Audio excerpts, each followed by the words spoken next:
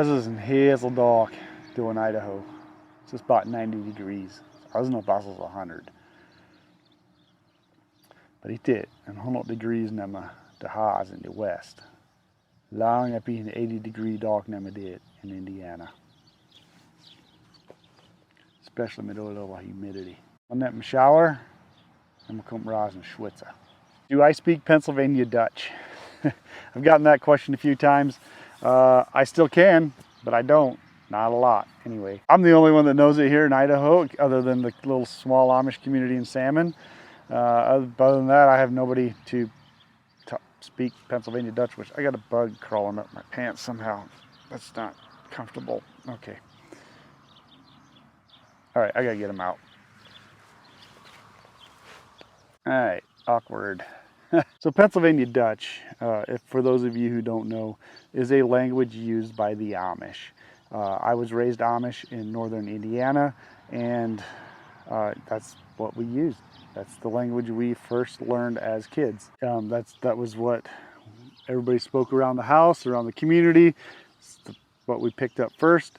And then when we started getting ready to enter kindergarten or first grade, then our parents would start teaching us English, and then we would kind of learn English in school. A lot of the private Amish schools are required to speak English just so they can interact with the outside world, and the people around them, the non-Amish people around them.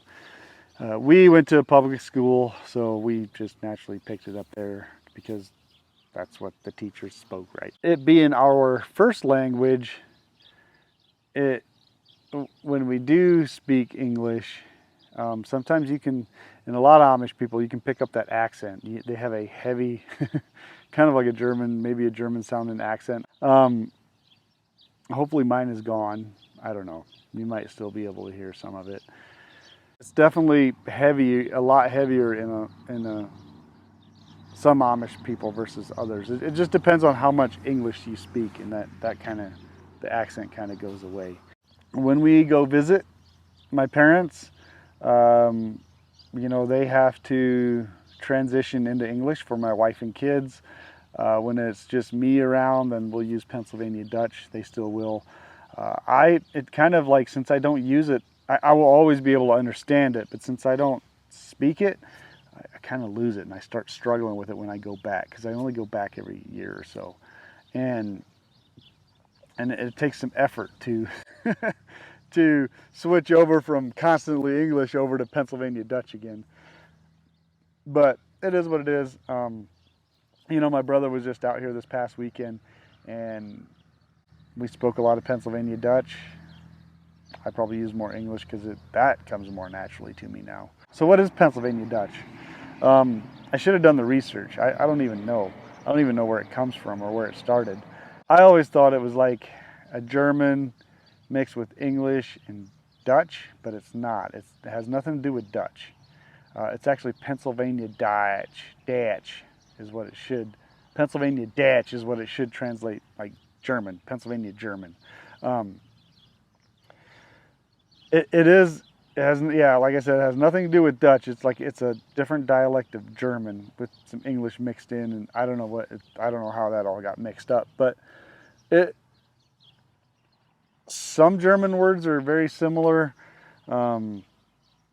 I don't know that I could go find my way around Germany. I could recognize some words, but it's really different. Like a normal German speaking person, it'd be hard to carry on a conversation with them. I could do it much better than just an English speaking person who doesn't know German or Pennsylvania Dutch, but it's still really hard because it's so different. So, and there's different versions of Pennsylvania Dutch. There's some Amish communities can't communicate with other Amish communities because of that difference. Like there's, you know, us in northern Indiana, we could understand a lot of communities. We could understand Holmes County, Ohio for sure. I'm not sure about the big one in Pennsylvania. But there's some communities that, yeah, we just couldn't, like, we had to speak English to each other because we couldn't understand, like, our native language, or our Pennsylvania Dutch was so different. There is a guy who knows a lot more about it. who does YouTube videos. Maybe I'll link one of his videos in the description box below. He probably knows the whole history of it and all that. So and maybe some of you ex-Amish guys know, and you can put it in the comments below. For you non-Amish people who are around Amish people, sometimes they'll speak Pennsylvania Dutch in front of you, and you might feel excluded. And I think that sucks. I wish they wouldn't do that. But understand too that that language is what's easiest for them. Like it takes a lot more effort to speak English for them. They're just not used to it. So it's easier amongst themselves to speak Pennsylvania Dutch. And then, yep, unfortunately, sometimes there's some non-Amish people around that are just kind of left in the dark. I don't know that, some people are always worried that, well, they're talking about me in their language just so I can't understand. And I don't know how much that happens. I know it does happen.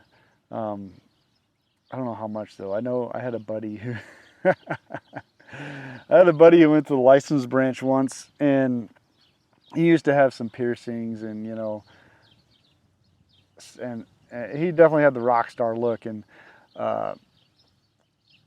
he was sitting in the license branch, and this Amish couple or a couple Amish ladies were I don't know what they were doing in there, getting marriage licenses or something. I don't know, but they were talking about him, and he could understand every word they were saying, and obviously they thought he couldn't understand them.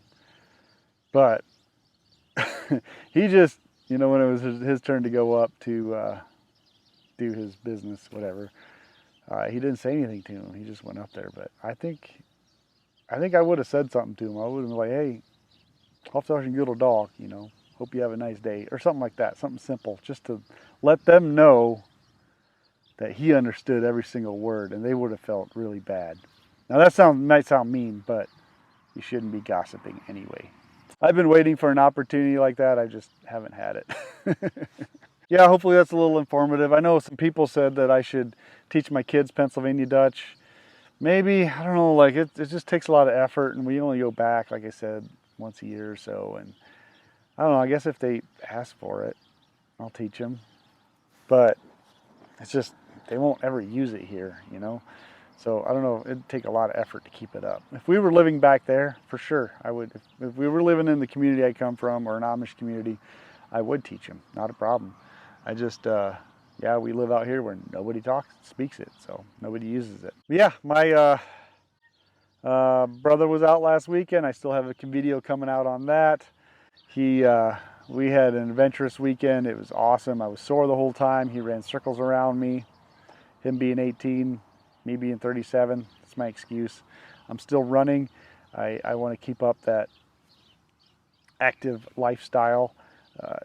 It's hard sitting in a truck 3 days a week, but it is rewarding when you can get out there on a mountain bike, backpacking, whatever, and being able to push through some of those painful climbs. It's just fantastic. It's a lot of fun. So much fun I had with him. It was really good to have some masculine time again.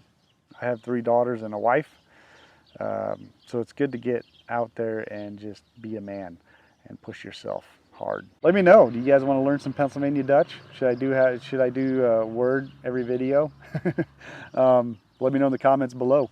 And yeah, we'll start with one. Let's start with water, since the grass needs water. Water. Vassal. Vassal. Water. That's another funny story in itself. Our neighbor, goofy guy, Amish guy, he was, when Amish people go somewhere, the men have to hitch up the horse and the buggy, and then they usually pull up to the house and they'll wait on their wife.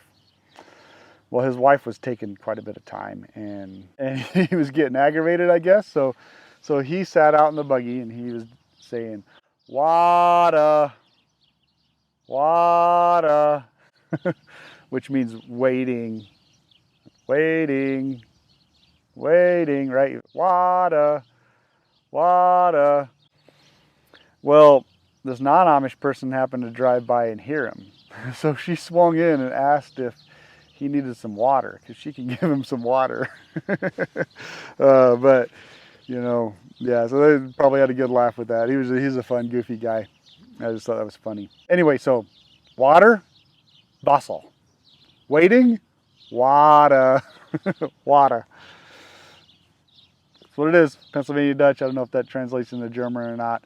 We will see you guys next time. Hit the like button, subscribe, share. Keep us in your prayers.